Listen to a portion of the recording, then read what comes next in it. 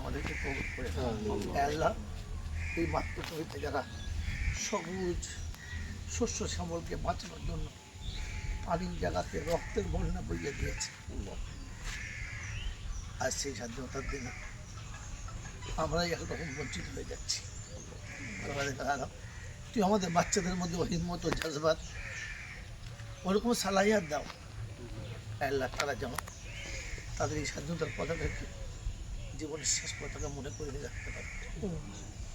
এ রাব্বুল আলামিন আল্লাহ, মাতৃভূমিকে স্বাধীন করার জন্য যারা 24 ঘন্টা কাফন কাঁধে করে নিয়ে বেড়াতেন, আমরা তাদেরই উত্তরসূরি, কিন্তু দুর্ভাগ্য ভুলে গেছে। আমাদের ভুলে যাওয়াকে তুমি আবার স্মরণ করিয়ে দাও, কারণ তুমি ছাড়া আমাদের আর কেউ নেই, তুমি ছাড়া আমাদের কেউ নেই। তোমার হাবিব বলে গেছে আমি এতিম, আর আমার উম্মতটা এতিম, আমার এতিম উম্মতদের দেখার কেউ নেই, আমি তোমার জীবনের দায়িত্ব রেখে যাচ্ছি। এ রাব্বুল আলামিন, তোমার হাবিব আমাদেরকে তোমার কাছে রেখে গেছে।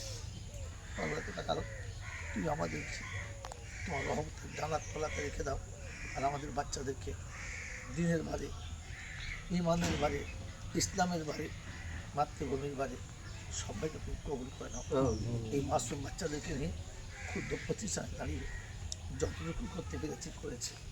আবার তুই আমাদেরকে কালকে আমাদের ময়দানে তোমার হাবিবের সত্যিকারের উত্তরসূরি হয়ে ওঠা তৌফিক দান করো। ওয়ারিসাতুল আম্বিয়া ওয়া সুবহান রাব্বিকা রাব্বিল ইজ্জাতি আম্মা ইয়াসিফুন ওয়া সালামুন আলাল মুরসালিন ওয়ালহামদুলিল্লাহি